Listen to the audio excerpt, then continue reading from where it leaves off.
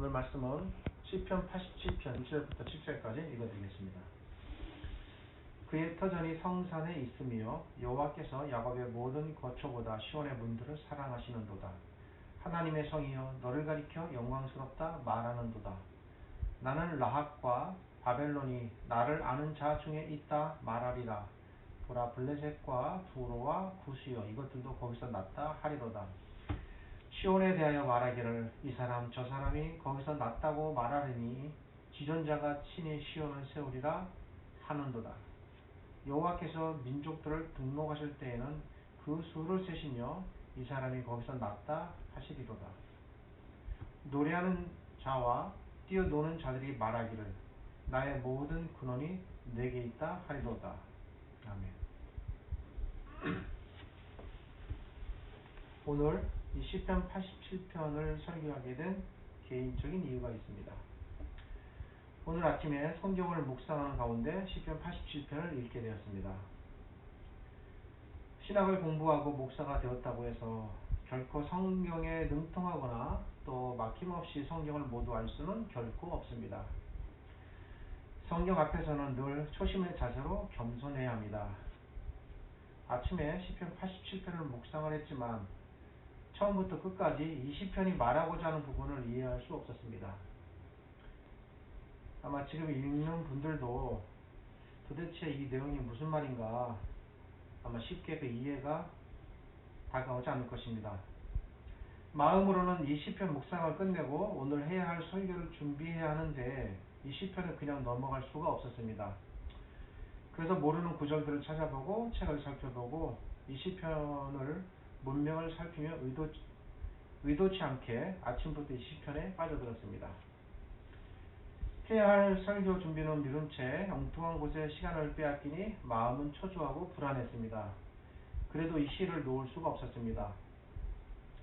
다행히도 여러가지 귀중한 자료들의 도움을 받아 이 시편 87편이 말하고자 하는 부분을 알 수 있었고 다시 묵상하고 살펴보니 시편 저자가 이 시편을 통해 전하고자 하는 내용이 무엇인지 명료하게 알 수 있었습니다. 그리고 하나님께서 이 시를 통해 품고 계셨던 그분의 생각, 그분의 뜻, 그리고 나아가서 이 시편을 우리에게 주신 목적이 무엇인지도 알게 되었습니다. 그래서 마침내 준비하려고 했던 다른 설교를 접고 오늘 이 시편을 87편을 설교하게 되었습니다.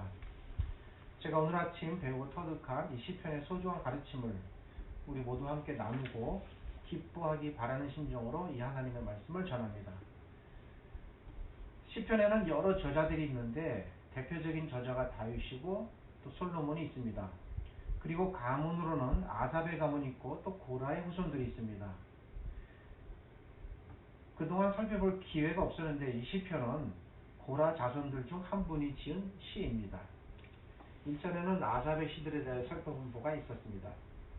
고라 자손은 모세와 함께 광야 시대를 살았던 고라라는 사람의 후손들입니다. 고라는 야곱의 아들들 중 하나인 레위의 8대손이고 모세와는 친인척간인인 사촌지간이었습니다. 어떤 이유인지 알 수 없었지만 모세를 시기했고 그리고 무리를 동원해서 대적했습니다. 이 일로 인해 고라와 당시 무리들이 땅이 갈라져 산처로 묻히는 재앙이 발생했습니다. 그런데 다행히도 고라의 세 아들들은 이 반역에 가담하지 않았기에 죽음을 면할 수 있었습니다. 후에 고라의 세 아들들은 성전을 지키는 일과 찬송을 담당하는 일, 빵을 굽는 성전의 요리사로 하나님을 섬기게 됩니다. 고라 자손의 후손으로는 우리가 잘 아는 사무엘이 있고 고라는 잘못했지만 하나님께서는 그의 후손들에게 복을 주신 것입니다. 시편 87편은 이 고라의 후손들 중 한 분이 지은 시입니다. 그의 이름이 누군지는 정확히 알 수 없으나 이 고라의 후손은 그가 깨달은 매우 놀라운 사실을 시로 표현하고 있습니다. 이 시는 언뜻 보기에 하나님을 찬양하는 찬양시 같이 보이나 이 시 안에는 실상 하나님의 놀라운 계획이 담겨있는 매우 감동적인 시입니다. 이 시는 세 부분으로 나뉘어집니다. 이렇게 나눠서 읽으시라고 밴드라든지 이렇게 글을 올릴 때도 시를 세 문단으로 나누어서 올렸습니다. 첫 번째 부분은 1절부터 3절이고 둘째 부분은 4절부터 6절이고 그리고 7절이 마지막 부분에 해당합니다. 이 시가 전하려고 하는 사실이 무엇인지 잘 알기 위해 먼저 내용을 살펴보아야 합니다. 이 시의 순서대로 1절부터 3절을 먼저 살펴보고 그리고 4절부터 6절의 내용을 살펴보고 그리고 7절을 살펴보겠습니다. 그리고 난 후에 이 시인이 이 시를 통해 전하려고 했던 궁극적인 사실, 즉 이 시 안에 담겨있는 놀라운 사실이 무엇인지 살펴보겠습니다. 1절부터 3절은 한마디로 시인이 시온을 찬양하는 내용이 소개되어 있습니다. 1절의 그 기지가 성산에 있다라는 말은 시온을 찬양하는 말로서 이 말은 시온성이 거룩한 산 위에 있다라는 말입니다. 3절은 하나님의 성이여 너를 가리켜 영광스럽다 말하는 도다라고 말합니다. 여기서 하나님의 성도 역시 1절에 기록된 시온성을 말합니다.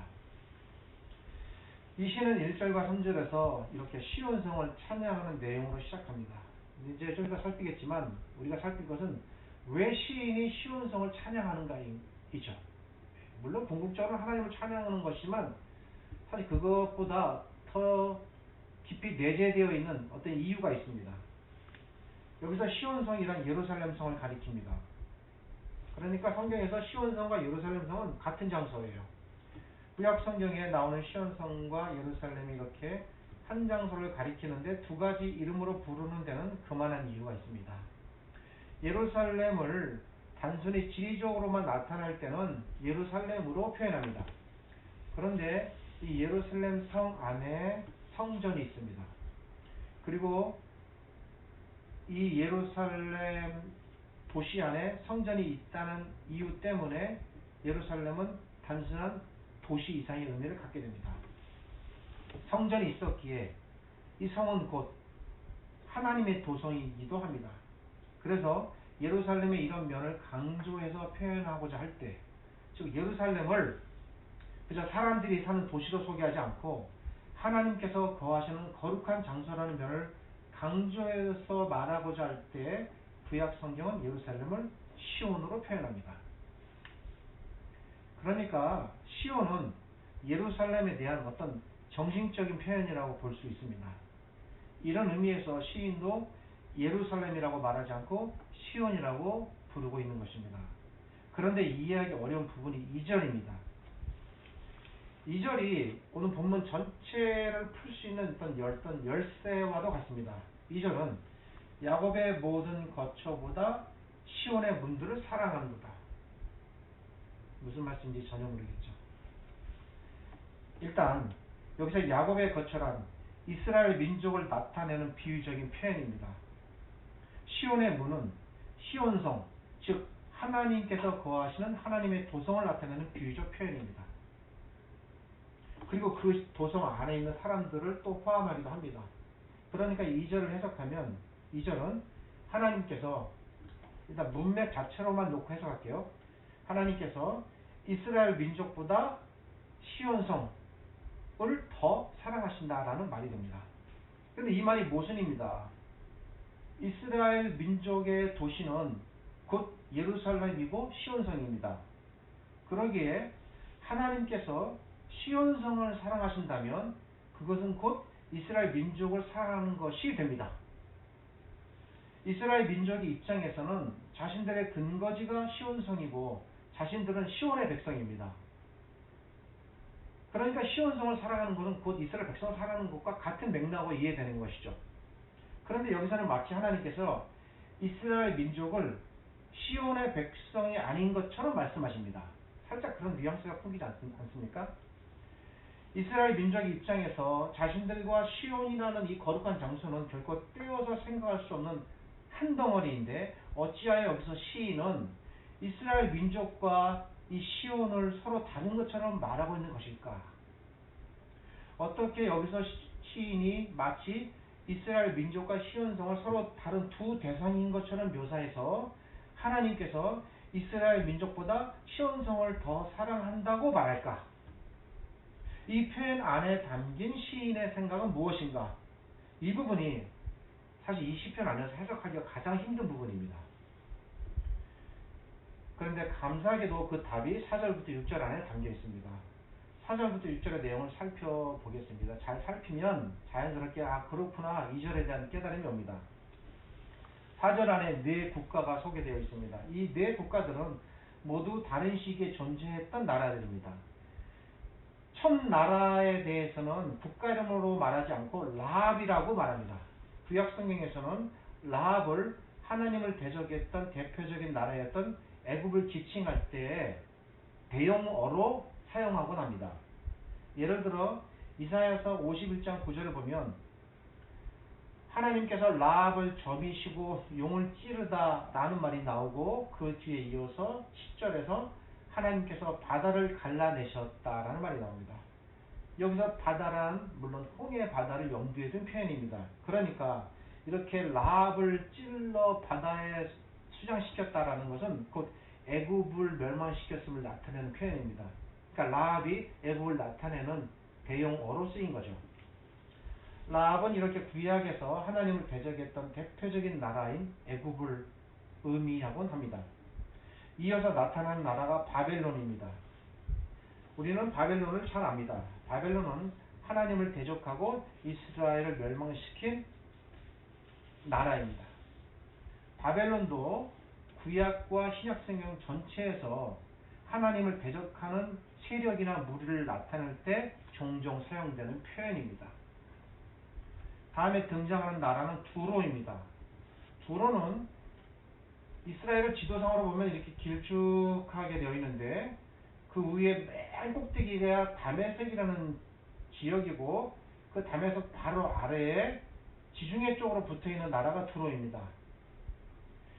근데 이 두로라는 나라는 어느 날 갑자기 생긴 나라가 아니라 모세가 이스라엘 백성들을 이끌고 가나안으로 향해 갈 때부터 가나안에 존재했었던 아주 토착적인 대표적인 이방 국가였고 그때부터 왕성했습니다. 다음에 등장하는 나라가 구스입니다. 이 구스는 애굽의 아래에 위치한 애굽이라는 지역이 있고 그 바로 아래에 구스가 있고 구스 아래로부터 아프리카가 쭉 펼쳐집니다. 그러니까 엄밀히 지정학적으로는 이 구스는 아프리카에 속한 지역이에요. 구스는 그 조상이 노아의 아들 함입니다. 함 기억하시죠? 함의 후손들은 아프리카 지역을 중심으로 흩어져 살았고 그래서 그곳 사람들을 성경은 구스인이라고 말합니다. 자, 정리하면 이렇습니다. 사실 이 나라들에 대해서 다양한 정보를 제가 충분히 더 많이 말할 수 있지만 그렇게 국가들에 대해서 자세히 설명하는 것이 본문에 뭐 큰 연관이 없고 그래서 제가 간략하게 정리하고 넘어갔습니다. 기회가 되면 다음에 한번 그런 부분들은 다루기로 하고 애국과 바벨론은 서로 다른 시기의 나라들입니다. 고대로부터 등장했던 대표적인 세계적인 두 강국들입니다. 공통점이 있습니다. 철저하게 하나님을 대적했던 나라들이라는 거죠. 또 두루와 구스는 이스라엘과 대적했던 이방 나라들로서 이스라엘의 북쪽 끝과 남쪽 끝에 있는 두 나라들입니다. 그런데 4절은 이렇게 말합니다. 이 애국과 바벨론과 두로와 구스가 모두 거기서 났다. 그리고 5절도 이 사람들이 거기서 났다 라고 말하고 더 놀라운 사실은 6절이 여호와께서 이 민족들을 다 등록하신다라고 말합니다. 여기서 등록한다라는 말은 6절에 시온성의 백성으로 이름을 올리시겠다라는 거예요. 마치 서울에 살면 서울 시민으로서 이름이 등록되어 그 시민의 자격을 얻듯 이들이 다 시온성에 그 이름이 등록되어 시온성의 백성의 자리에 들어가게 된다는 겁니다. 그러니까 4절, 5절, 6절은 한 덩어리의 내용을 말하고 있는 거예요. 우리는 시온의 백성하면 구약의 근거에서 1차적으로 시온 백성하면 곧 이스라엘 민족을 생각합니다. 그리고 물론 당시 유대인들도 모두 그렇게 생각했습니다. 그런데 어쩐 이유인지 이 시인은 그렇게 생각하지 않았습니다. 이 시인이 그렇게 생각하지 않았다는 게 저는 놀라운 거예요. 그도 유대인인데 시인은 놀라운 사실을 깨달았습니다. 시인은 이 시온의 백성이 이스라엘 민족이 아닌 이방 민족들로 대체될 거라는 것을 알았던 거예요. 이스라엘 민족을 멸하려고 했던, 그리고 실제로 멸했던 애굽, 그리고 이스라엘 나라 자체를 멸망시키고 그 성전마저도 철저하게 파괴했던 바벨론, 그리고 아주 오래전부터 가나안 지역에 살았던 토착적인 우상국가의 대표라고 볼 수 있는 두로, 그리고 노아에게 치명적인 수치를 안겨주었던 함의 후손들인 구스인들, 시인들은 이들이 모두 시온의 백성이 될 거라고 말합니다. 여기서 우리가 특별히 주목해야 할 부분은 구스라는 민족입니다. 이 구스라는 민족에 대해서 좀 살펴봄으로써 앞에 소개된 애굽, 바벨론, 두로에 대한 부분까지도 다 적용이 가능합니다. 시편 68편의 또 다른 한 무명 시인은 장차 구스인이 하나님의 백성의 자리에 들어갈 때 될 것이다 라고 이미 말했습니다. 그러니까 오늘 시편의 앞부분입니다. 시편 68편 31절에서 시인은 이렇게 말합니다. 구스인은 하나님을 향하여 그 손을 신속히 들리로다. 이게 무슨 말입니까? 장차 구스인들이 하나님께로 손들고 돌아올 거라는 말이죠. 손들어 엎드려 하나님께 항복하고 하나님의 백성의 자리에 들어온다는 말입니다. 하나님께서 그들을 하나님 백성으로 불러들이신다는 말입니다. 이미 말씀드렸듯이 구스의 직접적인 1차 조상은 함입니다. 그리고 그 함의 아들이 누구냐면 가나안입니다.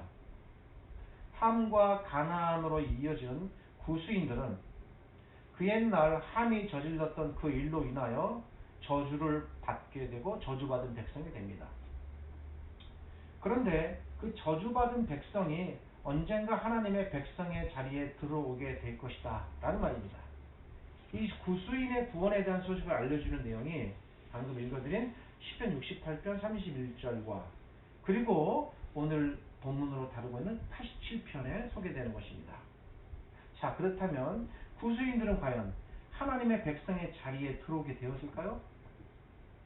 어느 날 빌립이 길을 가고 있었습니다. 빌립은 길에서 간다게라는 여왕의 한 신하를 만나게 됩니다. 간다게는 당시 이디오피아의 여황제였습니다. 이 이디오피아가 구스인들로 세워진 나라입니다. 간다게의 신하는 길에서 빌립을 만나 복음을 들었고 그 세례를 받아 그 자리에서 하나님의 백성이 되었습니다. 그리고 자신의 나라로 돌아가 그리스도를 전했습니다. 그리고 후에 사도들 중에 일부가 그곳까지 가서 복음을 전하게 됩니다. 구스인들에게 하나님의 복음이 전해지고 그들이 하나님의 백성의 자리에 들어오게 된 것입니다. 오늘날까지도 이디오피아 안에 수많은 성도들이 있고 교회가 세워진 이유가 바로 거기에 있습니다. 간다게의 신하가 빌립을 만나는 이 사건은 언뜻 우연한 사건 같지만 그렇지 않습니다. 수백 년 전에 이미 시편을 통하여 예고되었던 구스인들을 구원하시겠다는 하나님의 예언이 하나님에 의하여 성취되는 순간입니다. 하나님께서 시인들을 통해 주신 그 거룩한 예언을 이 땅에 그렇게 성취시키고 이루신 것입니다. 오늘 본문 4절은 애굽과 바벨론과 두로와 구스가 하나님의 도성인 시온의 백성이 될 것이다 라고 말하지만 그렇게 문자적으로 기계적으로 해석하면 안 됩니다. 어디 이들 뿐이겠습니까? 여기 등장하는 네 나라는 대표적인 나라들입니다. 이 나라들의 등장은 이렇습니다. 아무리 하나님을 대적했던 나라들이라 할지라도 아무리 오래전부터 우상을 섬겼던 토착적인 이방의 민족들이라 할지라도 또 아무리 그 조상이 어떤 잘못 때문에 하나님께 저주를 받았다 할지라도 반드시 하나님께서 그 모든 사슬들을 끊어내시고 차별 없이 하나님의 백성으로 불러들이시겠다는 의미가 담긴 내용입니다. 자, 다시 2절로 돌아가겠습니다. 바로 이러한 이유 때문에 2절이 이렇게 말하는 것입니다. 여호와께서 야곱의 모든 거처보다 즉 모든 이스라엘 민족 너희들보다 하나님을 배척했지만 이제 하나님의 품으로 돌아온 이방의 백성들 즉 시온의 문들을 더 사랑하신다 라고 말하는 것입니다. 하나님을 끝까지 거역하고 예수 그리스도를 부정하고 배척한 유대인들 이스라엘 민족은 자신들이 시온의 백성이라는 헛된 자만심에 빠졌습니다. 자기들은 나면서부터 아브라함의 후손이라고 생각했습니다. 그 점에 대해 세례요한도 철저하게 지적했던 것입니다. 이들은 결국 그리스도를 배척했고 십자가에 못 박아 죽였습니다. 그러나 이방의 무수한 나라들은 그 뒤에 부름을 받았지만 복음을 받아들였습니다. 십자가에 못 박히신 예수 그리스도를 하나님이여 주여 그리스도로 받아들였습니다. 하나님을 대적했고 우상을 섬겼고 저주받았던 백성이 그리스도 앞에 무릎을 꿇었습니다. 그래서 그들이 이스라엘 민족 대신에 시온의 백성이 된다는 것입니다. 이스라엘 민족이 있어야 할 그 자리에 이방 나라, 이방 민족들로 가득 차게 되는 것입니다. 다시 말씀드리건만 바로 이러한 이유 때문에 2절은 하나님께서 야곱의 거처보다 시온의 문들을 더 사랑하신다 라는 예언적인 하나님의 앞으로 이루실 일을 예언적으로 말씀하신 겁니다. 이러한 하나님의 놀라운 계획을 시인이 깨닫고 감격한 것입니다. 비록 자신은 유대인이지만 자신은 이스라엘 민족이지만 그 혈통적 한계를 시인이 벗어난 겁니다. 하나님을 예배하고 받아들이는 모든 자들로 가득 찰 것이다. 그래서 마침내 7절에서 시인이 이렇게 말합니다. 노래하는 자와 춤추는 자는 말하기를 나의 모든 근원이 내게 있다리라. 이 7절은 일단은 하나님을 찬양하는 내용이지만 거기에 머물지 않고 이 시온의 자리에 새롭게 들어간 이방 백성들, 나의 모든 우리들의 복이 바로 너희들에게 있다 라고 칭송하는 그 백성들이 받는 복에 대한 칭송의 내용이기도 합니다. 하나님의 원수였고 하나님을 대적했고 그동안 하나님을 몰라 우상을 신으로 떠받들었으며 하나님께 저주까지 받았던 그들이 그 옛날에 꿈에도 생각하지 못했던 그 시온 백성의 자리에 들었으니 얼마나 복된 존재들입니까? 시인이 이 사실을 고백하고 외치는 것입니다. 어려웠던 한 편의 시가 이렇게 터득되고 정리되었습니다. 우리 하나님께서는 어떤 분입니까? 우리 하나님께서는 결코 사람을 피부로, 외모로, 민족으로, 나라로 또는 과거의 어떤 받았던 저주로 차별하거나 나누는 분이 아닙니다. 결코 사람을 영원히 버리시는 분이 아닙니다. 그 누구라도 부리시고 돌아오게 하시어 자신의 백성으로 삼으시는 놀랍도록 자비로우신 하나님. 하나님의 꿈은 이 땅에 그 누구도 차별받지 아니하고 모두 다 하나님의 백성이 되는 것입니다. 이런 겁니다. 제가 생각할 때 이 하나님께서 꿈꾸셨고 그래서 선지자들을 보내셨는데 그 하나님의 꿈을 마침내 예수 그리스도께서 이루셨습니다. 하나님께서는 꿈꾸셨고 그리스도께서는 이루신 것입니다. 하나님의 꿈과 예수 그리스도의 성취가 만났습니다. 이러한 하나님의 놀라운 계획과 그분의 꿈 덕분에 우리도 이제 이 구스인들처럼 이 바벨론처럼 애굽처럼 두로처럼 하나님의 백성의 자리 안에 들어오게 된 것입니다. 그래서 사실 이 시편 안에 우리도 들어가 있는 것입니다. 우리가 그래서 시온의 백성입니다. 우리가 거룩한 성 시온의 도성 안에 들어와 있는 것입니다. 야곱의 후손이 있어야 할 그 자리에 우리가 서 있는 것입니다. 이 모든 것은 전적으로 하나님의 은혜입니다. 하나님의 은혜가 아니고는 도저히 설명할 길이 없습니다. 부디 바라기는 이 하나님의 은혜를 헛되이 하지 말고 이 은혜를 기억하고 깨닫고 감사하시기를 바랍니다. 자발적으로 하나님께 나아가 순종하고 언제나 그분의 가르침을 절대적인 것을 여기고 기쁘게 살아가는 그런 백성 되기를 바랍니다. 날마다 시온의 백성답게 그렇게 사실 수 있기를 바랍니다. 기도하겠습니다. 거룩하신 하나님 감사합니다. 오늘 주신 말씀을 생각하게 하시고 함께 논의하고 깨달아 하나님의 뜻을 또한 조금이라도 알아가게 하심을 감사드립니다. 하나님께서 베푸신 은혜를 잘 깨닫게 하시고 우리 마음에 새겨서 잊지 않게 하여 주옵소서. 이방인인 저희들을 불러내어 시온성의 백성 삼으시고 그 백성으로 살아가게 하심을 감사드립니다. 앞으로도 들어갈 영원한 그 나라를 언제나 잊지 않고 사모하게 하시고 우리의 본분, 우리의 신분이 이렇게 새로워졌다는 사실에 대하여 기억하고 하나님의 거룩한 백성의 그 모습으로 흠없이 살아가게 하여 주시옵소서. 지금은 우리 주님 예수 그리스도의 은혜와 저희를 지극히 사랑하시는 아버지 하나님의 크신 사랑과 오늘도 이 말씀으로 우리를 위로하시고 깨닫게 하시는 성령 하나님의 함께 하심이 이 말씀을 하나님의 말씀으로 받아들이고 깨달아 살아가기 원하는 모든 주의 백성, 자녀들 위해 영원토록 함께 하시기를 주님의 이름으로 축원합니다. 아멘.